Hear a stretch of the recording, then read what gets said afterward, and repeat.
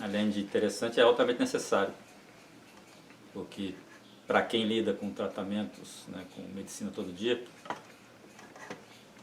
enfrentando as dificuldades, né, no final a dificuldade que mais importa, que é aquela que mais faz diferença, esbarra na coisa da alimentação. E por que as pessoas têm dificuldade com isso? Por N razões, mas a mais importante delas, a mais significativa delas é a ignorância. As pessoas não sabem nada sobre alimentação. Elas só sabem fazer o que o pai e a mãe faziam, que por sua vez só fazem o que o pai e a mãe deles faziam. Aí o que acontece? Os erros se tornam transgeracionais, né? Os erros cometidos há 400 anos continuam sendo cometidos hoje. E, claro, desde sempre, incompatível com a saúde das pessoas. Né? Fundamental de desestigmatizar a alimentação saudável. Porque na cabeça das pessoas está estigmatizado, ou seja, tem um erro de leitura aí que é universal, onde se coloca que a alimentação saudável não tem sabor, a alimentação saudável não tem nada do que as pessoas gostam, nada do que elas estão habituadas a comer, e que a alimentação saudável é uma coisa impraticável no dia a dia.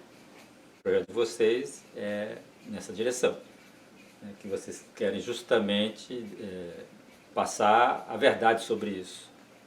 Dentro dos inconvenientes da alimentação saudável, o único que realmente não tem como contornar atualmente e na estrutura de vida do indivíduo urbano é o preço. Infelizmente, hoje em dia, né, e é um dos contrassensos da nossa civilização, isso não é só ocidental, né, eu andei pelo mundo inteiro e verifiquei a mesma situação, é que as pessoas se sofisticaram ao longo do tempo, né, saíram da região, da zona agrícola, foram para uma zona urbana. Lá na zona agrícola elas eram despossuídas de quase tudo, em termos de capital, né? Mas quando foram para a zona urbana, elas empobreceram naquele fator fundamental que preserva a saúde, que é a alimentação. Que lá na zona rural, querendo ou não, era tudo o que a gente hoje, de maneira elegante, chama de orgânico. Mas enfim, no final era o que? Era uma alimentação viva. Né? Era o que se plantava na horta, era o que se colhia na roça, era o que se criava no pátio, né? E era o que se colhia no mato. Uma alimentação viva. E o fato da alimentação estar viva, ser fresca, ser recentemente colhida, é 50% do caminho andado. Né? Por N questões que a gente pode elaborar aí ao longo da entrevista, se vocês tiverem vontade. E aí, quando as pessoas foram para a cidade, né, montaram as cidades, construíram o método de vida urbano, se afastaram dessa natureza totalmente. Né? Hoje em dia, resta nada ou quase nada daquele modo de vida do passado. Mas conseguiram se empoderar da apropriação do capital. Então, compra-se a preço de ouro o que no passado não custava nada. Era só o esforço de produzir, era só o esforço de ter, de criar, de ter perto, né, de estar acessível. Então, para mim, isso é um contrassenso absurdo. Né? Nós fizemos uma volta para ir atrás das mesmas coisas, só que comprado caro. E isso é uma coisa igual no mundo inteiro. Então, é a única ressalva que se faz quanto à alimentação natural que realmente procede. Atualmente, para o ambiente urbano, comer de maneira saudável é caro. Só vai fazer isso quem quiser investir nisso. Porém, mesmo com essa consideração, continua sendo um caro relativo. Porque o que é realmente caro? Pagar um dia de UTI no hospital. O que é realmente caro? Pagar uma consulta no especialista, num gastroenterologista, num endocrinologista, num reumatologista, num cardiologista, né? Que são os profissionais que vão estar lidando com os resultados de uma má alimentação. Pela má alimentação você chega na degeneração de todos os sistemas mais importantes do corpo humano. Então são esses caras que vão cuidar dos problemas que você próprio angariou ao não querer tomar conhecimento do valor da alimentação. Então é um caro relativo, porque no final o dinheiro, o capital que você poderia estar investindo numa alimentação saudável não vai ficar no seu bolso de qualquer jeito, porque a médio e longo prazo você vai transferir esse capital para a indústria da medicina, que de uma maneira deselegante, para ser bem educado, né, vai te fornecer propostas terapêuticas extremamente incompetentes, extremamente, como eu diria, paliativas, né? Não mais resolutivas. Por quê? Porque todos os problemas que você vai pretender resolver lá, nessa altura do campeonato, serão crônico-degenerativos, não tem resposta terapêutica, não tem remédio para comprar na farmácia. Tem remédio na farmácia para administrar os efeitos. Então o diabético vai continuar sendo diabético, o cardíaco vai continuar sendo cardíaco, o artrítico vai continuar sendo artrítico e o degenerado do ponto de vista autoimune vai continuar tendo a sua doença autoimune. O que ele vai conseguir fazer é administrar isso com o mínimo de sofrimento físico e mental, né? Então é inteiramente relativo. Ainda vale a pena investir capital o quanto for necessário para fazer alimentação saudável. Segunda grande dificuldade, né? Essa chavinha eu acho que resume a tua fala, né? Que a primeira dificuldade é a ignorância, ou seja, as pessoas não sabem nada sobre alimentação. E a segunda dificuldade é as pessoas não têm espaço mental para se dedicar à alimentação. Essa chave, eu creio que você está se referindo a isso. É a denúncia de que se você se dedicar o mínimo à sua alimentação, você vai encontrar soluções. Até mesmo para a questão do custo. Porque more onde você morar, a não ser que seja uma habitação totalmente insalubre, aí nessa habitação inclusive não adianta se alimentar bem, né? Porque você vai ter toda a insalubridade ecologicamente estabelecida lá para lidar, o que vai te adoecer profundamente também, né? Mas enfim, a não ser que você, fora habitações totalmente insalubres, todas as habitações permitem que você produza coisas básicas, barateie os custos e revivifique a sua alimentação, né? E você tem razão, né? Tudo é uma questão de priorizar conhecimentos. Então, se você souber o que comer em cada momento, você vai encontrar soluções para prover aquilo em cada momento, né? E as soluções existem.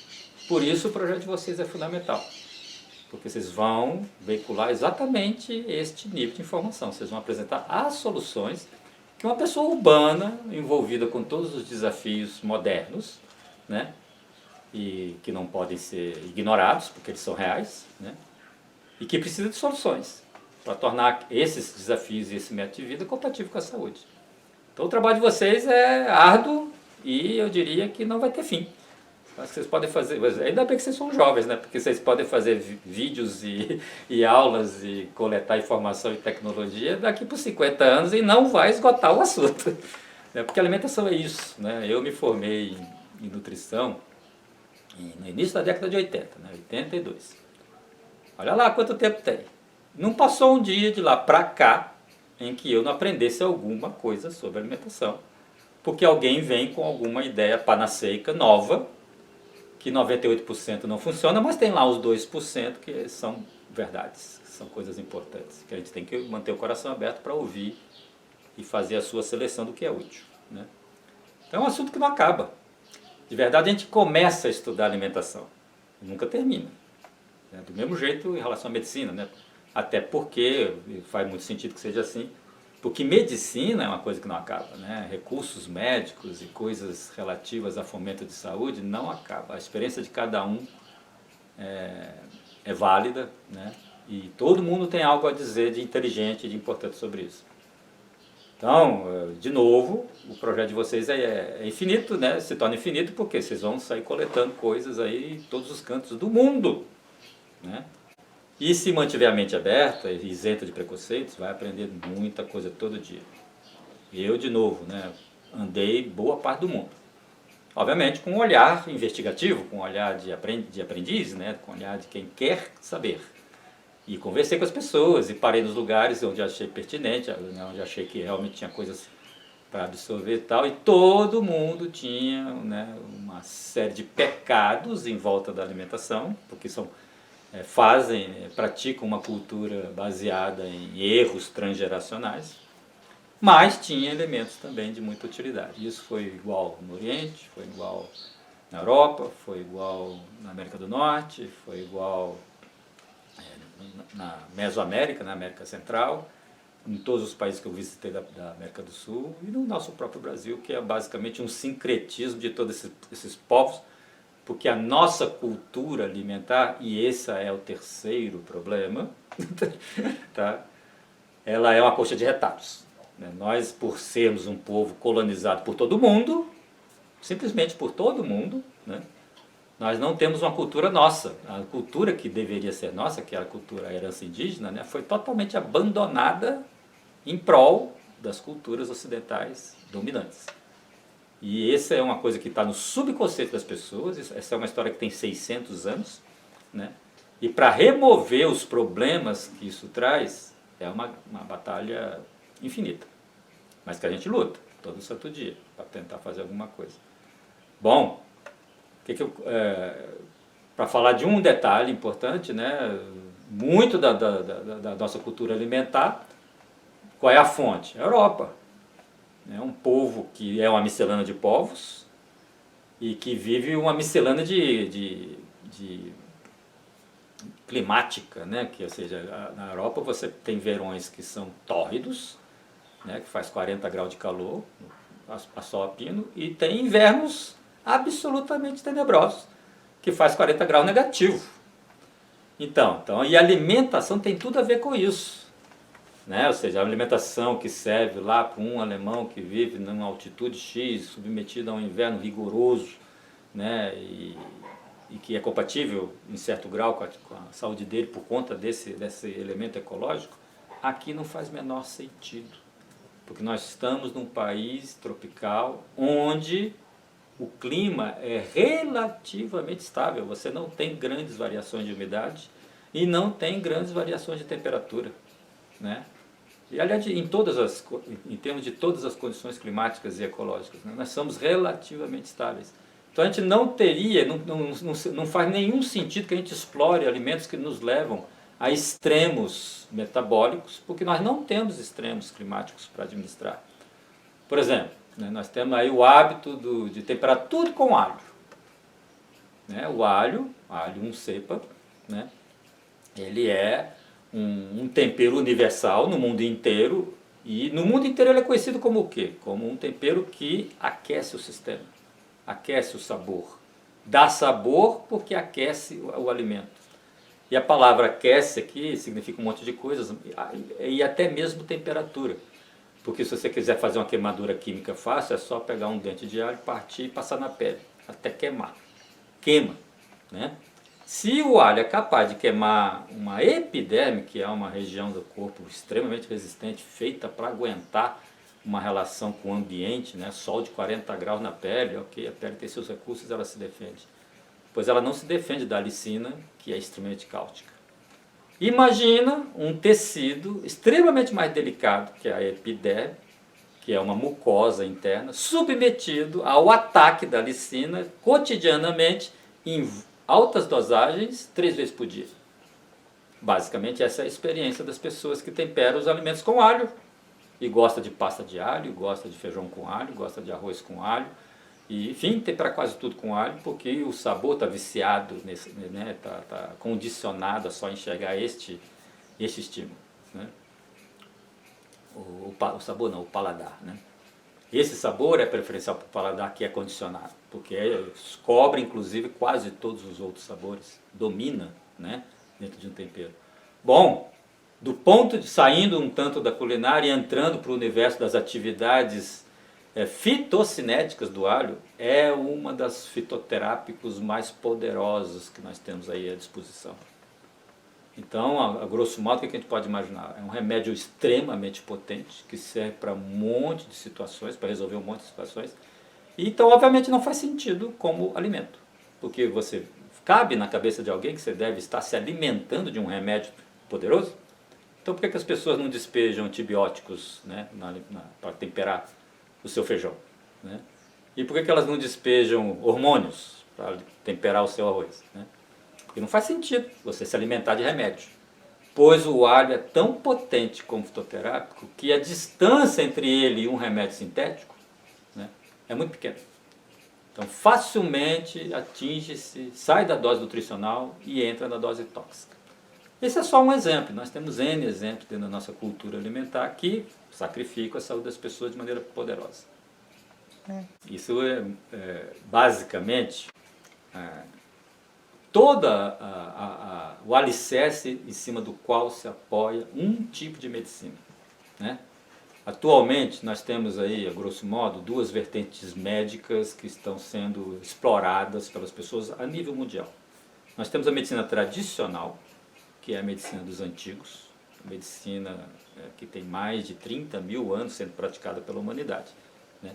E temos a medicina convencional, que é uma medicina altamente tecnológica, altamente cibernética e praticada. Não existe um ponto em que a gente possa apontar que começou a medicina convencional, mas vamos colocar que é uma medicina moderna, com tudo que implica, né, em termos de recursos tecnológicos e de crenças, né, em volta dos recursos e dos significados, dos processos de adoecimento e dos processos de cura. Bom, essas duas medicinas se diferenciam em alguns pontos bem básicos. Um deles, para falar só do que nos interessa aqui, para a medicina tradicional, no entendimento de que todo o processo de intervenção médica tem que ser feito de maneira suave, gradativa e minimamente agressiva para com o paciente. Tá? Então, todas as intervenções dentro da medicina tradicional, dentro da melhor técnica, dentro da melhor praxis, né, propõem coisas suaves, propõem coisas que não vão ter aquilo que a gente chama de efeito iatrogênico, efeitos colaterais. Bom, de novo focando, uma das melhores técnicas de cura que nós temos disponível dentro da medicina tradicional é a alimentação. Por quê? N motivos também que a gente pode explorar, mas o principal deles é o quê? É obrigatório para todo mundo. Todo mundo tem que comer, né? E não é uma vez só por dia, eventualmente muitas vezes por dia e no mínimo uma vez por dia. Então, se é um ato, se é uma atividade que a pessoa obrigatoriamente vai ter que desempenhar, né, e que ela normalmente, né, dentro da grande maioria das pessoas, realiza isso com prazer, ela está adicta, ela está aliciada pelas suas próprias necessidades orgânicas àquele momento, àquela atividade, né? Então, a gente vai usar todo esse ambiente onde a pessoa não vai embora em determinado momento, né, que é uma das dificuldades que a medicina encontra, né, que no momento que ela atua no paciente, tira ele da zona de conforto, a pessoa, mesmo doente, mesmo sofrendo, ela é do foro dela continuar ou não naquele ambiente médico, naquele ambiente de cura, né? E frequentemente ela vai embora, ela não quer mais, porque saiu da zona de conforto, e isso significa uma série de coisas que não são confortáveis, né? Bom, na alimentação não tem isso, ela vai ter que comer, né? Então, se a gente direciona os tipos alimentares para ir de encontro às necessidades de equilibração funcional que aquela pessoa tem, a gente consegue unir o útil ao agradável. Então, a pessoa vai continuar tendo o prazer de comer, vai satisfazer suas necessidades orgânicas e psicoafetivas em relação ao fato de estar se alimentando, e vai estar ingerindo um alimento curativo, porque ele vai ser apresentado de uma maneira curativa. Então, de novo, podemos voltar no alho, né? Uma das infinitas atividades que o alho tem é de ser hipotensor. E nós temos infinitas pessoas, né? O número não é infinito, mas é tão gigantesco que nos parece infinito, que são hipertensas. E estão hipertensas muito precocemente, a partir de 30 anos, 35 anos. E quanto mais essa cronologia vai subindo, né? Quanto mais vai se aproximando dos 50 anos, o público vai alargando, né, de uma maneira gigante. E pasmem, né, a medicina convencional, a medicina moderna, não tem resposta terapêutica para hipertensão. Então, o que se faz? Você vai no médico, normalmente o cardiologista, ele te dá um antihipertensivo para tomar, e quando você pergunta, por quanto tempo, doutor? O resto da vida. Então, quer dizer o quê? Que esse essa atividade, essa proposta terapêutica, ela não objetiva a cura, ela objetiva a administração, né? Bom, o alho tem a capacidade de ser hipotensor. Se ao lado do consumo do alho, de determinada maneira, você exercitar a melhor medicina tradicional e procurar ir atrás da motivação, ou seja, qual é o elemento primário, qual é a disfunção básica que te levou à hipertensão. E isso é possível, porque na verdade você só tem 3 situações que te levam à hipertensão do ponto de vista orgânico. Ou você vai ser um nefropata, e aí terá um problema renal, a pressão sobe. Ou você é um hepatopata, você terá um problema hepático de fígado, e a pressão sobe. Ou você é um cardiopata, né? E aí você vai ter um problema cardíaco, de coração, e aí a pressão sobe, né? Fora esses 3 motivos orgânicos, você só tem mais uma situação que, infelizmente, é o maior volume de pessoas, né? Que é o hipertenso essencial, que é o indivíduo que não tem nenhum problema orgânico verificável, mas a pressão sobe. Então, joga-se naquela vala profunda e larga dos indivíduos estressados que não sabem lidar com o estresse. Aí a ansiedade, o pânico, a raiva, os sentimentos violentos, as frustrações violentas, né? Tudo aquilo tiram o indivíduo do seu eixo metabólico e a pressão sobe. Então o alho pode servir como um paliativo ao lado dos medicamentos sintéticos, né? Com vantagens, porque não existe nenhum medicamento hipotensor sintético que esteja isento de iatrogenia, de efeitos colaterais, né, de médio e longo prazo, né?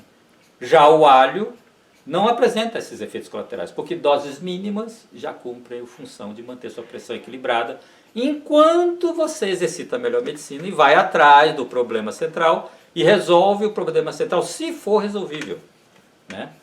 Em que pese eu estou colocando essa ressalva, se for resolvível, resolve-se, né? A gente aí na clínica médica cotidiana, enquanto naturopata, enquanto médico tradicional, a gente percebe que cerca de 70%, 80% dos casos são resolvíveis.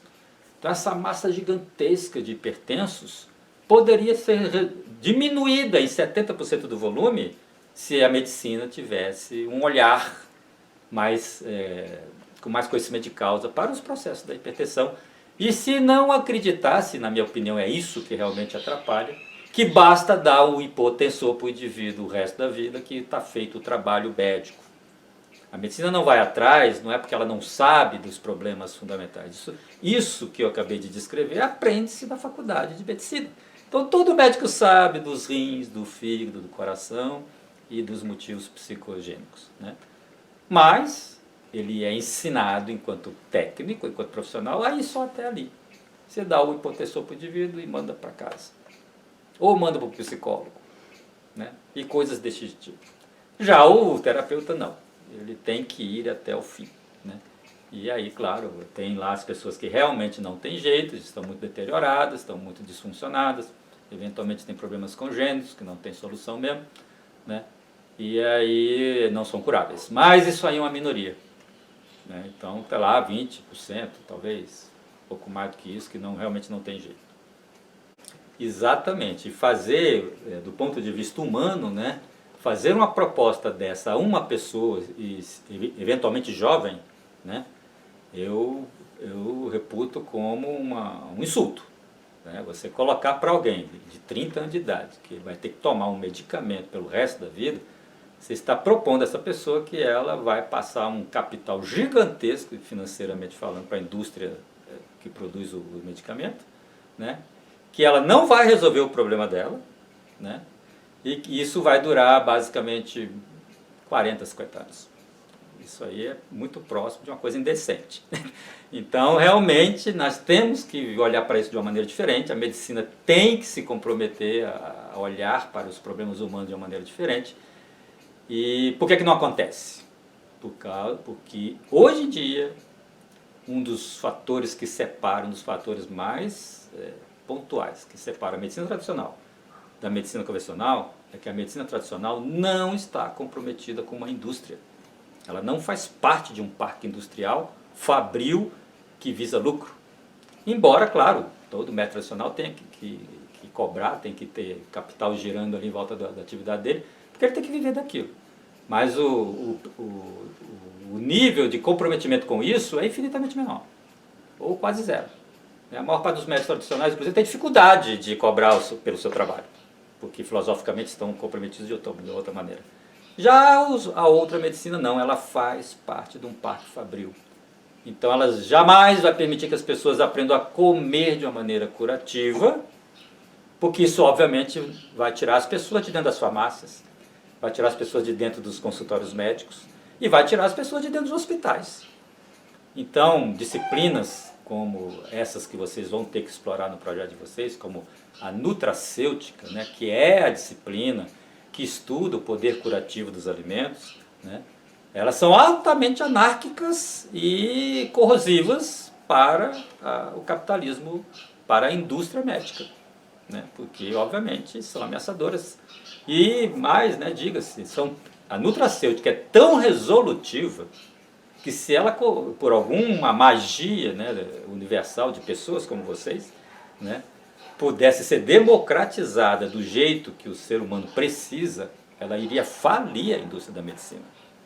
Para você ver o tamanho da resolutividade que é ensinar uma pessoa a comer com 1/11 do sal que ela consome ao longo de um ano, né?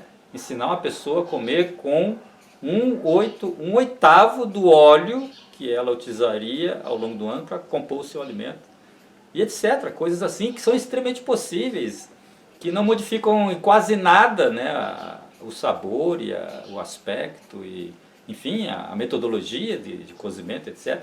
Mas que já fariam uma grande diferença, né, uma super diferença, né? Por isso mesmo, projetos como esse têm que acontecer. Porque quem tiver no momento de realmente mudar de paradigma, vai saber aproveitar isso. Agora há pouco você me perguntou, né, o que seria uma alimentação saudável, natural, né? Aí eu introduzi o primeiro elemento, alimentação viva, que a gente pode entender como uma alimentação fresca, né? Não é uma alimentação que você vai ter que sair correndo atrás dela para matar, não necessariamente. Mas tem mais dois outros, é um tripé, na verdade, que tipifica esse tipo de alimentação, essa cultura alimentar. Primeiro, a coisa da alimentação estar fresca, estar viva. Segundo, variedade. Você falou agora, né? Existe um leque gigante de oferta. E para o indivíduo urbano, essa oferta toda está disponível.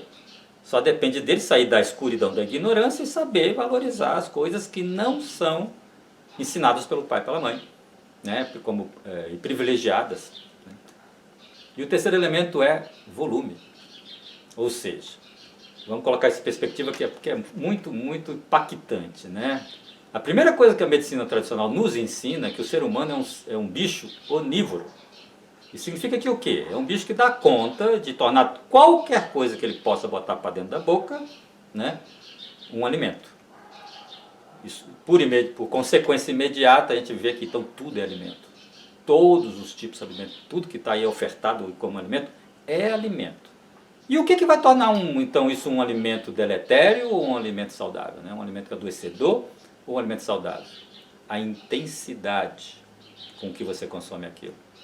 Então a alimentação saudável, a alimentação que faz sentido, aquela que é racional, tem esses três paradigmas, esses três parâmetros aí para balizar. Primeiro, fresca. Segundo, variada. Terceira, pouca. Então você não pode pretender, por exemplo, comer arroz todo dia e achar que isso é compatível com a tua saúde. Não. O corpo de um animal onívoro, ele gosta de variedade. Então ele vai se irritar em algum momento, e o processo de demonstração, de denúncia corporal dessa irritação é o quê? Criar situações de atopia, situações alérgicas, né? Onde você vai ter apresentações de pele, onde você vai ter apresentações respiratórias, onde você vai ter apresentações intestinais e gástricas, enfim, o corpo de alguma maneira ele vai denunciar que ele não suporta mais aquele estímulo, aquele tipo alimentar. Então por um tempo aquele alimento é veneno para você, por um tempo aquele alimento é tóxico. E isso é uma verdade para qualquer tipo alimentar. O único elemento nutricional que não se verifica essa dinâmica é a água. Então, em tese, dentro dos cânones fundamentais da medicina tradicional e da nutracêutica praticada dentro da medicina tradicional, a água é o único alimento que você pode acessar todos os dias, num volume razoável. Veja bem que existe sim intoxicação hídrica, né? E infelizmente as pessoas usufruem das informações muito rápidas, né? E não bem elaboradas, e acabam ouvindo por aí, tem que se tomar muita água. Aí muita gente entende que tem que tomar 5 litros de água por dia, o que obviamente é um absurdo. Não dá para tomar 5 litros de água por dia, todo dia, e achar que isso é compatível com a saúde. Então tem lá o volume da água que cotidianamente você tem que acessar e que não é igual para todo mundo, né? Quem mora perto do oceano, do mar, tem uma necessidade X, quem mora aqui no Planalto Central, no meio dessa seca, tem outra necessidade Y e assim por diante, né?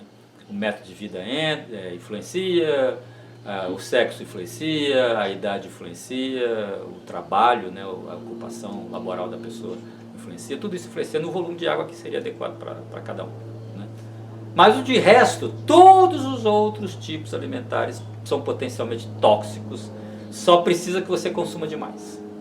Então, ser sistemático em relação à alimentação é o primeiro parâmetro que tem que desaparecer para que você torne a sua alimentação minimamente saudável e eventualmente curativo. A primeira coisa que você tem que aprender tem que ser variado e tem que ser pouco, tá? Essa coisa do pouco também entra a superalimentação. Nós temos como parâmetro, né, por questões coloniais, a sociedade norte-americana atualmente como grande referencial. Pois, do ponto de vista alimentar, a sociedade americana simplesmente não funciona. É um povo que possui tudo e não sabe nada sobre alimentação. E por isso mesmo morre pela boca, né? Igual peixe. Porque estão super alimentados de tudo, né? E sem ter o mínimo de bom senso aplicado a essa cultura alimentar. Então eles não sabem nada. E todo mundo que usar a cultura norte-americana como parâmetro vai repetir os mesmos erros e vai ter as mesmas penalizações. A primeira coisa que é importante que tem que ser percebido de como é que surgiu essa ideia da dieta, tá? E para a gente chegar ao ponto de entender que dieta é diferente de alimentação, tá? Mais ou menos na década de 60, justamente porque a cultura norte-americana se tornou a referência mundial, não podia ser diferente, né? O povo mais poderoso desse planeta, né? Ainda, embora haja algumas controvérsias modernas, né? Mas enfim, mais ou menos na década de 60 surgiu a nutrição como algo a mais que a medicina poderia oferecer para as pessoas, para que as pessoas voltassem a ter saúde. Isso aí é fruto de um momento histórico, onde a cultura oriental começou a ser trazida para o Ocidente, e como não pode ser diferente, né, a medicina oriental também veio junto nisso, veio junto nesse pacote, né? Então os Beatles foram buscar, né, coisas na cultura oriental, os filósofos foram buscar coisas na cultura oriental, Freud aconteceu, né, Reich aconteceu, enfim, muitos pensadores, né, que foram importantes, foram beber na fonte da cultura oriental para trazer elementos para enriquecer a cultura ocidental. E veio junto a coisa da medicina. E a medicina oriental ela é calcada na nutracêutica, né? O recurso matriz da medicina oriental é a alimentação, né? Então, isso mudou o discurso médico naquela época e se apresentou a ideia de que se você introduzisse este ou aquele tipo alimentar, desta ou daquela forma, no seu cotidiano, você ia resolver colesterol, você ia resolver glicose, você ia resolver degenerações, disfunções, etc, etc. Aí surgiu a ideia de que você, para ser saudável, tinha que praticar dieta. Então a dietética se tornou uma disciplina anexa à medicina. Porém, a dor da humanidade, né, o imbróglio funcional que a humanidade enfrenta cotidianamente nessa coisa do processo de adoecimento e no processo de cura é tão gigantesco que a dietética transcendeu a medicina e se tornou um anexo da cultura, né, ocidental, da cultura das pessoas. Então criou-se, vindo de todas as fontes, vindo da preparação física, vindo da medicina, vindo das religiões, né? Vindo, enfim, de N dimensões de coisas que compõem a cultura das pessoas, vem propostas dietéticas para que você obtenha determinados ganhos, né? Bom, nós estamos falando da década de 60. De lá para cá, 2020, né? 80 anos depois, quase, né? Nós estamos aí descobrindo o quê? Aliás, isso não é descoberta de agora, isso já tem alguns, né, pelo menos 2 décadas que chegou-se a essa conclusão no meio do profissional, né, da pessoa, daquelas técnicos que lidam com o resultado das dietéticas, né, o resultado das dietas. Bom, o que se aprendeu é que dieta não funciona. E por que não funciona? Não é porque a proposta não tenha poder de movimentar o organismo na direção certa para que o organismo resolva um problema X ou Y. É porque as pessoas não conseguem ser fiéis a uma modificação tão importante no seu médio de vida que tire ela da zona de risco a qual ela foi reportada por aqueles hábitos alimentares cotidianos dela, que estão fora da dieta. As pessoas simplesmente não conseguem ficar fiéis, não conseguem ficar disciplinadas, não conseguem ficar adictas para sempre numa proposta dietética. Então, dietas funcionam em tese, mas não funcionam de fato. O que acontece? As pessoas têm lá o seu pacote de sintomas que levam ela a uma dieta, elas praticam a dieta por um certo tempo, os sintomas regridem, e aí rapidamente ela volta a se alimentar naquele padrão que ela intitula como normal. E que ela não pensa ou não quer pensar que foi justamente que levou ela ao pacote de sintomas. Então ela volta a comer normalmente, ou seja, como ela sempre comeu, até fazer os sintomas, né? E imagina que não vai ter mais os tais sintomas. Aí vem um pensador, um grande cientista que nós respeitamos muito, que é Albert Einstein, e coloca aqui o quê? Um tipo de loucura é você fazer as mesmas coisas dos mesmos jeitos e imaginar que vão dar resultados diferentes. Ou seja, por que isso cabe? Se você se alimentar dentro de um padrão, inexoravelmente você vai levar o organismo a uma situação de adoecimento X ou de saúde, né? Só depende de qual padrão que você está acessando. Então, as tais dietas, que são parênteses nos comportamentos humanos, né, não acabam não funcionando porque quando a pessoa imagina que está ok, ela volta ao padrão antigo, que era adoecedor, né? Então, hoje em dia, só quem propõe dieta é quem não estuda ou quem tem má fé. Esse aqui é o fato técnico, tá? Então, dieta não é uma proposta minimamente coerente e minimamente decente para se fazer para alguém. O que tem que se fazer? Reeducação alimentar. A alimentação é método de vida. E dentro disso, então a alimentação tem que ser prática, então não pode complicar a vida. Alimentar-se não pode ser um elemento complicador da vida. Tem que ser acessível. Então não adianta você oferecer alimentos fantasticamente poderosos para manter e proteger a saúde de alguém, sendo que aquilo é impossível dessa pessoa acessar, ou muito difícil, né, dela manter o acesso àquilo, né? E o método tem que ser o quê? Passível de suprir todas as necessidades do indivíduo. E aqui nós abrimos um capítulo importante, e que para a maior parte das pessoas é uma surpresa, mas é um consenso geral para todos os profissionais de saúde que lidam com a alimentação, que as pessoas comem por motivos psicoafetivos e não por motivos nutricionais.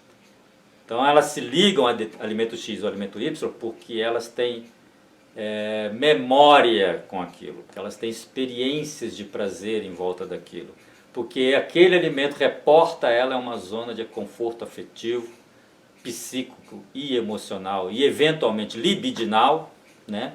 Que são, na verdade, os motivos, os poderosos que ela usa para estar associada àquele alimento.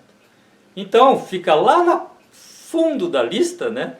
Lá no último item da lista que leva uma pessoa a assumir um determinado comportamento alimentar, o fato de o alimento fazer bem ou fazer mal, do ponto de vista biológico.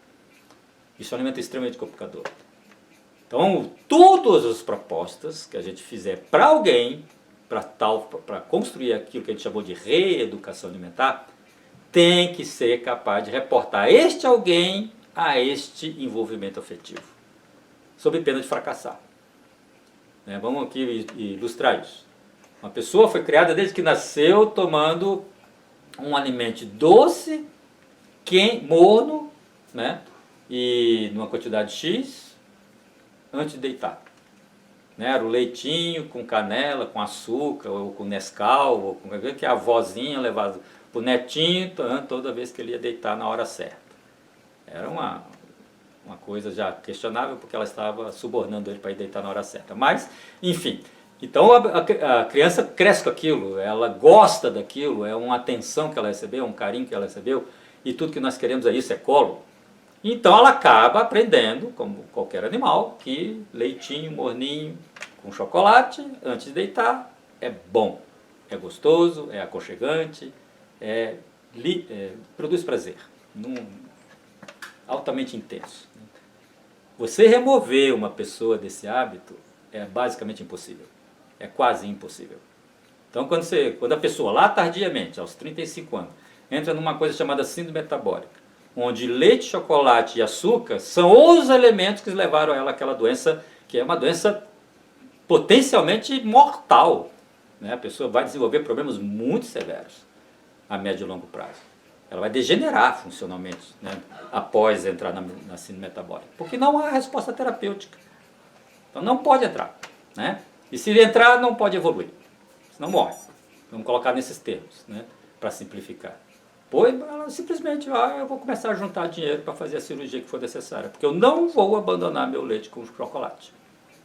Porque eu quero lembrar da minha avó, quero lembrar que um dia eu fui cuidado, quero acessar esse colo, eu preciso disso. Ela não vai dizer isso assim de maneira clara, mas ela vai dizer não. Não.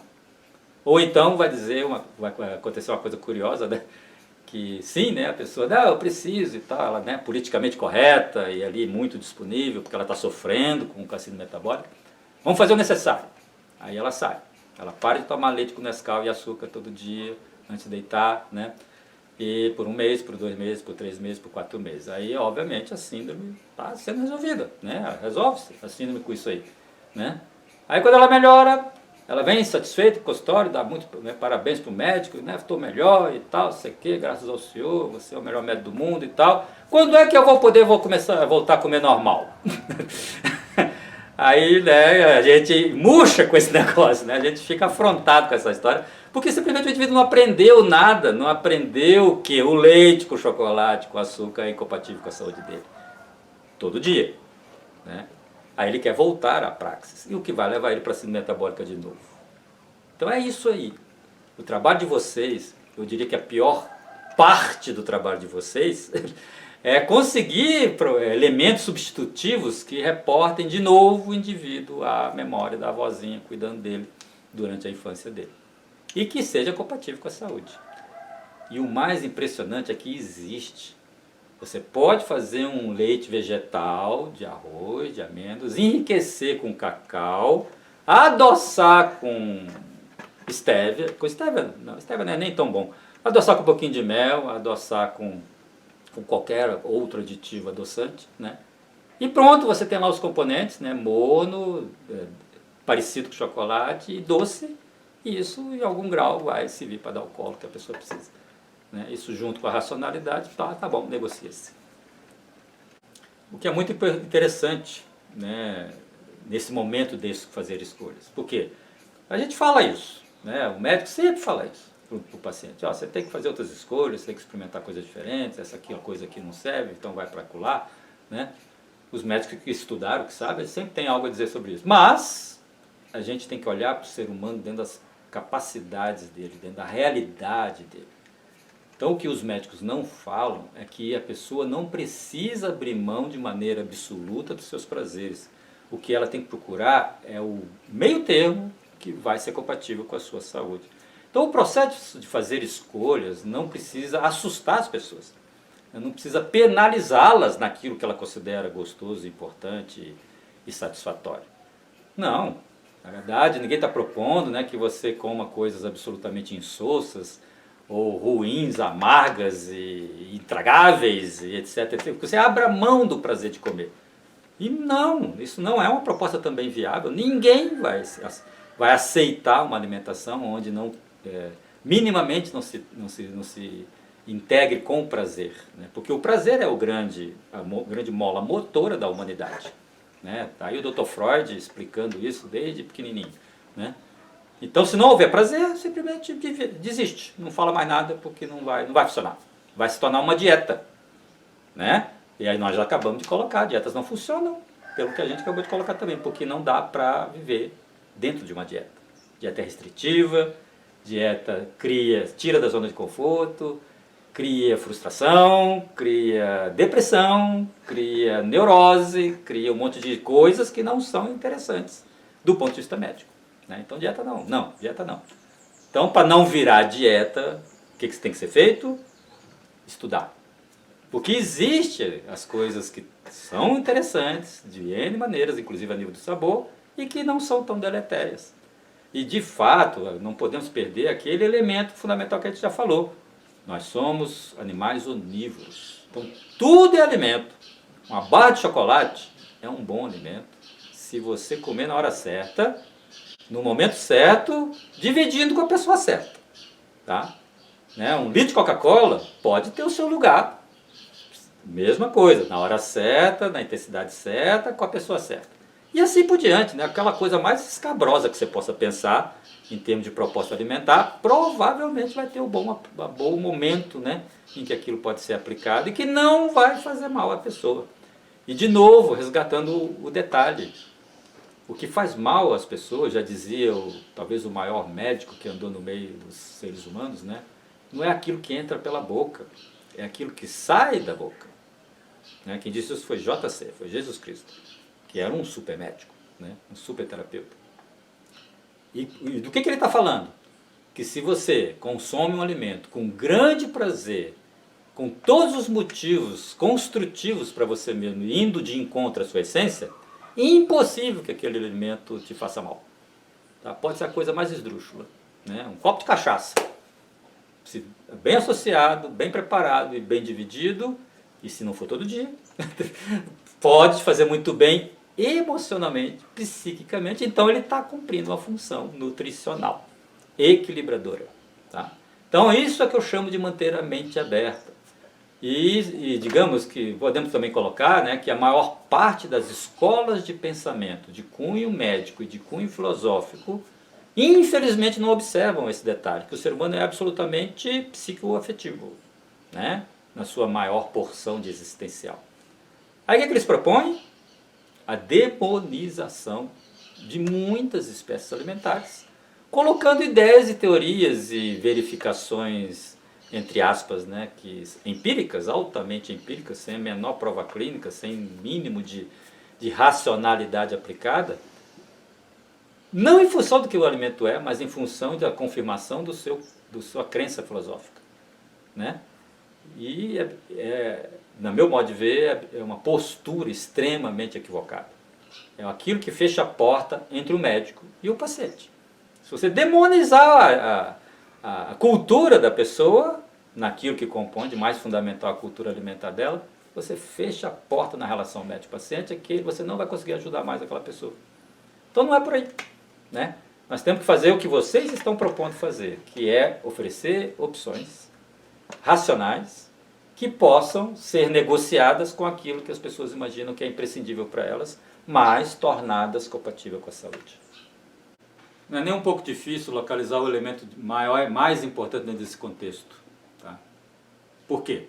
Porque é só pensar naquilo que mais adoece, que mais penaliza a saúde das pessoas, e é a alimentação. Justamente por tudo isso que a gente falou aqui agora. É uma coisa que todo mundo pratica, 2, 3 vezes ou mais por dia, está imbuído de todos esses problemas que nós citamos, né? Mas, justamente, dentro desse grande problema que nós encontramos a grande e única solução. Tá?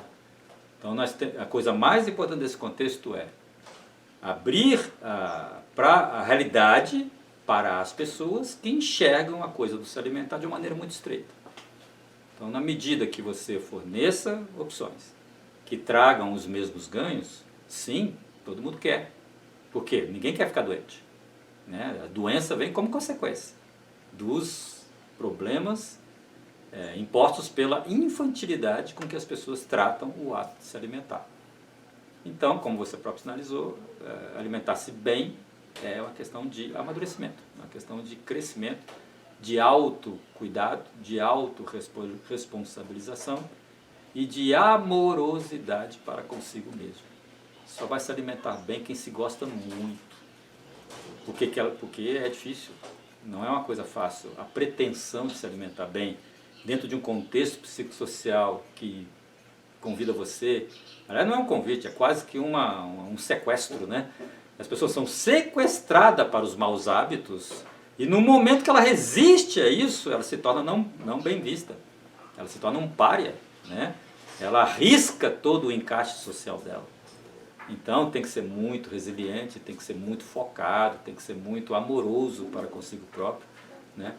Para conseguir entrar num projeto desse, né? Reeducação alimentar. Então a coisa mais importante sempre vai ser a mesma coisa, né? Você tem que reestruturar aquilo que está te fazendo mal. E o que está te fazendo mal, se eu não souber nada sobre você, eu posso arriscar com muita chance de acertar, é o jeito de você se alimentar.